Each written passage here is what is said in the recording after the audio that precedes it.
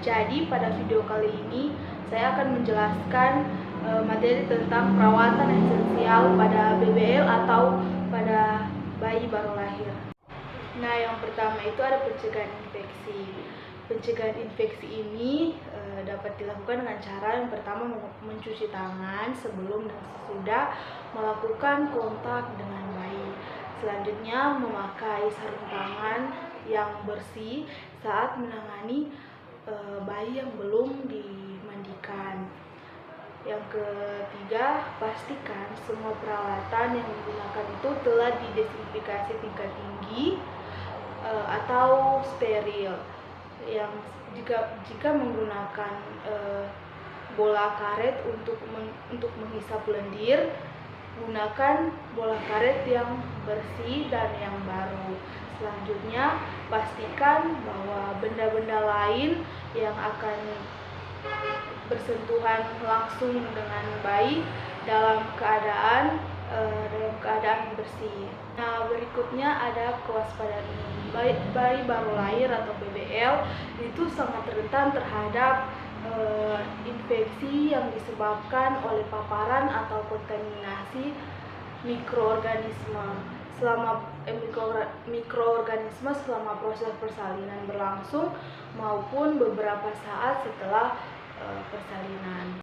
Nah, yang selanjutnya melakukan penilaian awal. Untuk semua bayi baru lahir, lakukan penilaian awal dengan menjawab 4 pertanyaan. Yang pertama itu, apakah bayi cukup bulan atau tidak? Kemudian, apakah air ketuban bercampur dengan mekanium atau tidak? Yang ketiga, apakah bayi saat dilahirkan itu menangis kuat? Dan apakah bayi bernapas tanpa ada kesulitan. Yang keempat, apakah bayi bergerak aktif atau lemah. Jika bayi tidak bernafas atau bernafas megap-megap atau lemah, maka itu harus segera dilakukan tindakan resusitasi bayi baru lahir. Nah, yang berikutnya pencegahan kehilangan napas. Yang pertama, mekanisme kehilangan napas. Yang pertama itu ada evaporasi atau yaitu penguapan cairan ketuban pada permukaan tubuh oleh panas tubuh sendiri. Karena pada saat setelah lahir tubuh bayi tidak segera dikeringkan. Yang kedua ada konduksi, yaitu kehilangan panas tubuh melalui kontak langsung antara tubuh bayi dengan permukaan yang dingin seperti meja,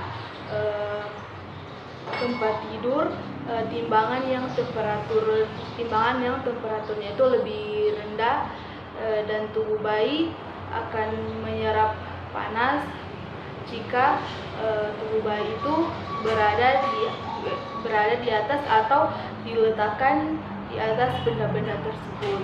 Yang ketiga itu konveksi, yaitu kehilangan panas tubuh terjadi pada bayi akibat terpapar udara sekitar yang lebih dingin, ruangan yang dingin, dan juga adanya aliran udara dari kipas angin. Kemudian ada hembusan udara melalui ventilasi atau pendingin ruangan. Nah, yang selanjutnya itu mencegah kehilangan nafas. Yang pertama itu bisa melakukan keringkan bayi dengan seksama saat bayi habis dimandikan. Kemudian selimuti bayi dengan selimut atau kain bersih dan juga hangat. Kemudian selimuti bagian kepala bayi. Yang selanjutnya anjurkan ibu untuk memeluk dan menyusui bayinya. Yang kelima itu jangan segera menimbang dan memandikan bayi yang baru saja lahir. Nah, selanjutnya itu ada membebaskan jalan nafas.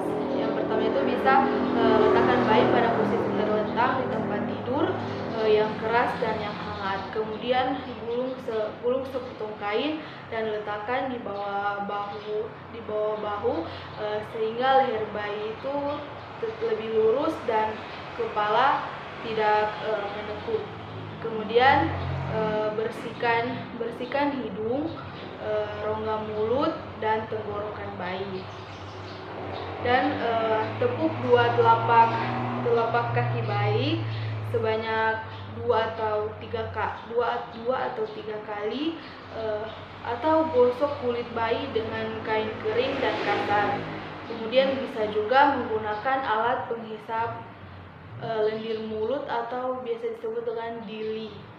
Kemudian segera lakukan usaha menghisap mulut dan hidung bayi agar jalan nafasnya itu lancar, tidak tersumbat. Nah, selanjutnya itu ada merawat tali pusat. Setelah plasenta lahir dan kondisi ibu itu dianggap stabil, ikat atau jepitkan klem plastik pada putung tali pusat. Yang kedua, celupkan tangan yang masih menggunakan sarung tangan ke dalam larutan klorin 0,5% untuk membersihkan darah dan atau sekresi tubuh lainnya. Kemudian bilas tangan dengan air matang atau disinfeksi tingkat tinggi. Kemudian keringkan tangan yang bersarung tangan tersebut itu dengan menggunakan handuk atau kain bersih dan kering. Kemudian ikat ujung tali pusat sekitar 1 cm dari pusat bayi menggunakan benang disinfeksi tingkat tinggi atau klem plastik tali pusat. Kemudian jika menggunakan benang tali pusat, bisa lingkarkan benang di sekeliling ujung tali pusat dan lakukan pengikatan kedua simpul, kemudian kunci bagian tali pusat pada sisi yang berlawanan.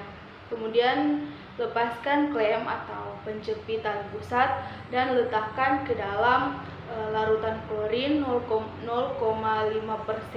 Kemudian selimuti ulang bayi dengan kain bersih dan kering. Dan juga harus pastikan bahwa bagian kepala bayi itu tertutup dengan baik.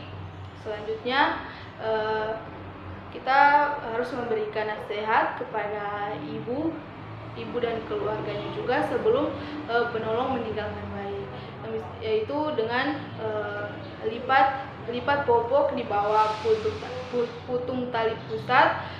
Jika putung tali pusat kotor, bisa mencuci menggunakan air matang dan sabun. Kemudian dikeringkan dengan kain bersih dan kering.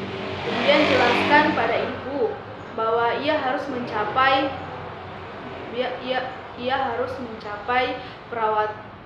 bantuan perawatan jika tali pusat itu menjadi merah atau mengeluarkan nanah atau darah, dan segera kontak bayinya setelah dilahirkan. Selanjutnya, inisiasi menyusui dini. Yang pertama itu kontak kulit antara ibu dan bayi segera setelah bayi dilahirkan, paling sedikit itu 1 jam. Kemudian biarkan bayi mencari dan menemukan puting ibu, dan ibu bisa mulai menyusui bayi. Kemudian bayi menggunakan naluri alamiahnya untuk melakukan IMD. Kemudian kita bisa menunda prosedur lainnya hingga proses IMD ini selesai. Yang selanjutnya itu ada pemberian vitamin K. Nah, pemberian vitamin K ini untuk mencegah terjadinya perdarahan karena defisiensi. Vitamin K pada bayi baru lahir normal atau cukup bulan itu perlu diberikan per oral 1 mg per hari selama 3 hari. Kemudian ada pencegahan infeksi mata. Pemberian salep antibiotik pada bayi baru lahir ini dapat mencegah terjadinya infeksi mata bayi atau dikenal dengan neonatal conjunctivitis atau ophthalmia. Selanjutnya itu ada pemberian imunisasi hepatitis B. Nah, pemberian imunisasi hepatitis B ini bermanfaat untuk mencegah infeksi hepatitis B terhadap bayi, terutama jalur penularan antara ibu dan juga bayi. Kemudian imunisasi vitamin B1 ini diberikan 1 jam setelah pemberian vitamin K1 pada bayi berumur 2 jam. Demikianlah sedikit penjelasan mengenai perawatan esensial pada bayi baru lahir dari saya telah selesai.